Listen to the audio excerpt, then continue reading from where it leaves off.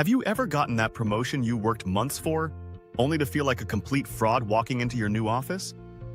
Or maybe you nailed a presentation and instead of celebrating, you're convinced everyone will realize you have no idea what you're talking about? That sick feeling in your stomach isn't just nerves. It might be something much deeper. Today, I'm peeling back the curtain on one of the most common yet rarely discussed psychological phenomena that's been silently sabotaging millions of successful people, including myself.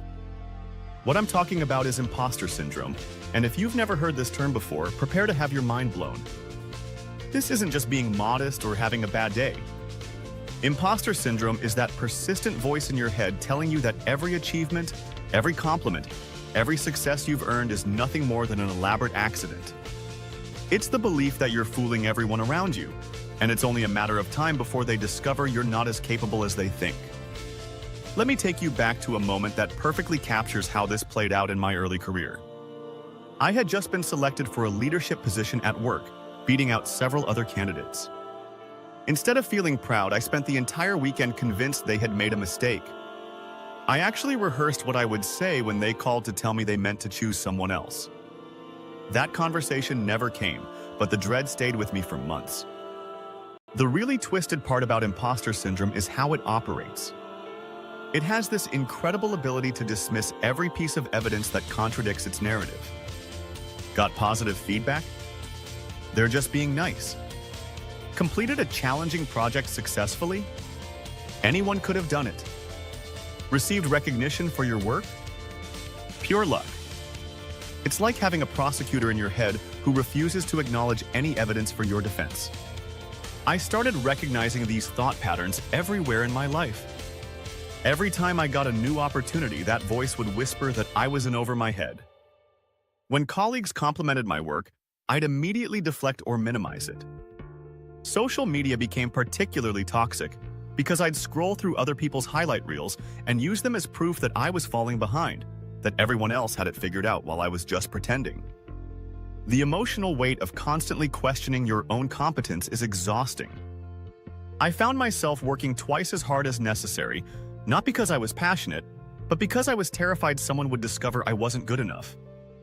This led to burnout, anxiety, and a pattern of self-sabotage where I'd actually turn down opportunities because I was convinced I'd fail anyway. My breaking point came during what should have been one of the proudest moments of my career. I had been invited to speak at an industry conference, something I had dreamed about for years. But instead of feeling excited, I was paralyzed with fear. I spent weeks preparing obsessively, convinced that everyone would see through me. The night before the presentation, I seriously considered faking an illness to avoid going. That's when I realized this wasn't normal anxiety. This was something that was actively destroying my ability to enjoy my own success. That realization forced me to start researching what I was experiencing, and discovering the term imposter syndrome was like finding out there was a name for something I thought was just a personal failing. I wasn't weak or ungrateful. I was dealing with a well-documented psychological phenomenon that affects up to 70% of people at some point in their lives. The first strategy that started making a difference was keeping what I call an accomplishment inventory. Every day, I would write down 3 things I did well, no matter how small. This wasn't about bragging to myself. It was about creating concrete evidence to counter that inner voice. When imposter syndrome told me I didn't deserve something, I had documentation of my actual contributions and growth. I also had to learn the power of vulnerability. Sharing my struggles with trusted friends and mentors revealed that many people I admired had dealt with similar feelings.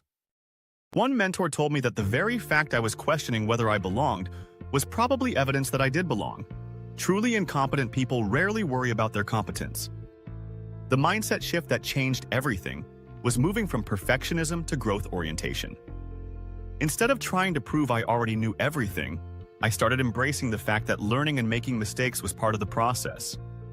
I began viewing challenges as opportunities to develop new skills rather than tests that would expose my inadequacies. Here's what I want you to understand.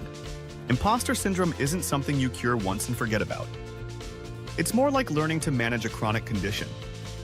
Even now, when new opportunities arise, that familiar voice sometimes resurfaces. The difference is that I now have tools to respond to it constructively, rather than letting it control my decisions. If you're struggling with these feelings, start by acknowledging that they're real but not necessarily accurate. Begin documenting your achievements and progress. Seek out communities of people who understand this struggle. Remember that feeling like an imposter often means you're pushing yourself beyond your comfort zone, which is exactly where growth happens. Your achievements aren't accidents, and you're not fooling anyone. You've earned your place at the table, and it's time to start believing it. Drop us a line, share a comment. Tell us of a time you felt like an imposter. Give us a thumbs up. It helps us to know what video hit home and what videos to make more of. Oh yeah, and we would love it if you subscribed and help us grow our mental well community. This is the Mental Well Guy signing off, wishing you good mental health.